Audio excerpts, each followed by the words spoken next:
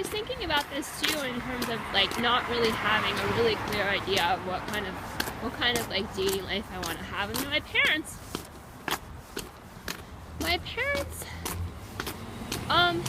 did not talk to me about that stuff very much. They really didn't talk to me about that stuff very much. And you know, I mean, it was kind of just like I'm not counting.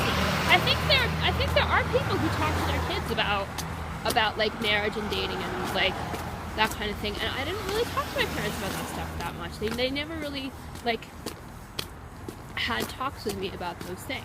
We had talks about lots of other types of things. Even things that had like, you know, were like had a lot of emotion to them and that kind of thing. Things that were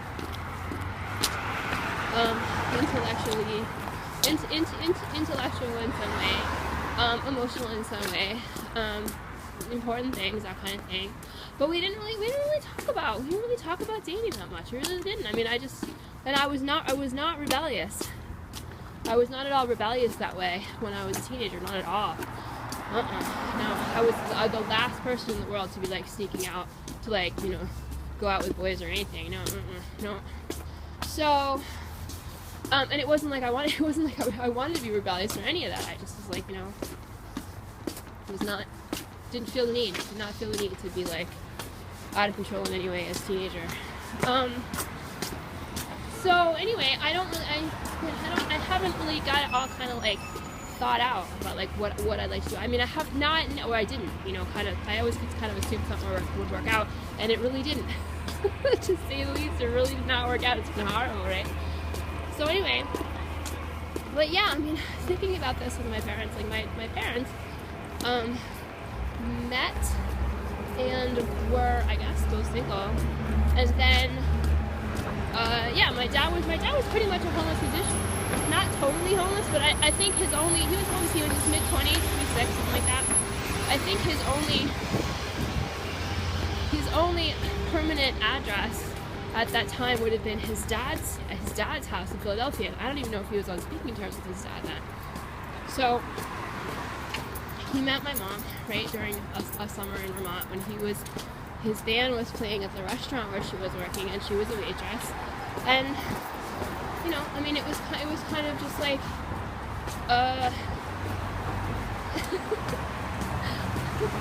like she told me about it later. She's like, yeah, she told me about it like, I don't know, I was in my 20s or something. She's like, yeah, she's like, she's like, he didn't seem like anyone else, and I couldn't figure out if he was Jewish or Italian or what. Like, he looked so exotic and blah, blah, blah.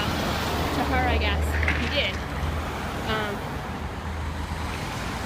And then he thought she was pretty, and I think it was kind of like, I mean, I think they talked a lot and got along well and that kind of thing. And I think also it had to do with other things too, which is that like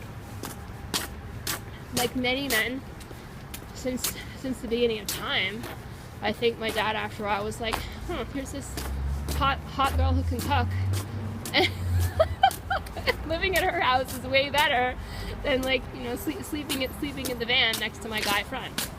You know, I mean, I certainly think that had a lot to do with it. I mean, men are still doing that, you know.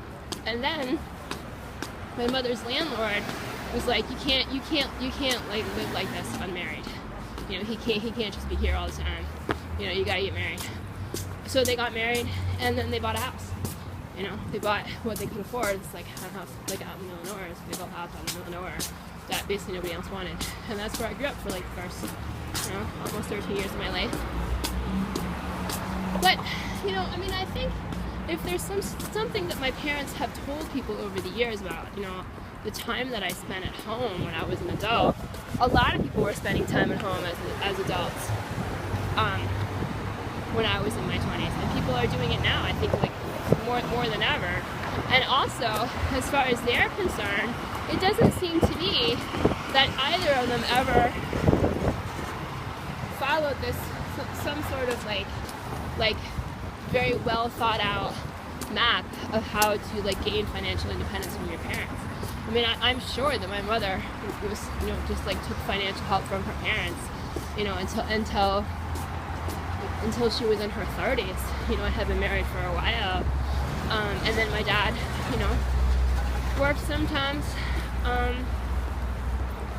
I think still dependent on his dad sometimes until they stopped speaking. I think. I'm not sure exactly when it was that they sort of like prepared their relationship, but you know, essentially like moved in with my mother, that kind of thing. And then she got sick, and so he was, you know, taking care of her financially, that kind of thing. But the idea that like somehow just this dud, you know, in a family of people who really, you know, otherwise did fabulous, like leaving home and setting things up for themselves, is like simply just it's just a lie. It's just a total lie, you know. And as far as the convenience of winning an argument or just being in a bad mood and telling your daughter, you know, making some kind of statement to the effect that your daughter doesn't know what she's talking about, you know, like for no reason, kind of out of nowhere. You know, I would say things like, this is what I think, and they'd be like, well, no, that's not really quite right, you know. And or this is how I feel about something, they'd be like, oh, that's wrong, you know. Or just any kind of conflict, it was always about, it just kind of boiled down to like they could just win it automatically by implying that I was like mentally deficient as soon as I had been in the hospital even one time. I mean, what do you think that adds up to for somebody after a while? You know, if you take the easy way out for everything, you're trying to imply that somebody's incompetent, it's your kid that you're doing this to. Eventually, they're not gonna have any confidence. You know, you reap what you sow. I'm not really angry at them anymore. There's nothing really to be angry about anymore. I mean, I don't speak to them. And there were good things about being their kid, but you know, whatever it is they've been telling people for years about how like, why can't she get out there on her own? Well,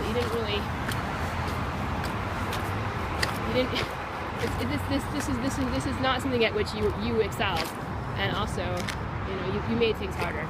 You did. You know, I did the best I could. It was a horrible situation.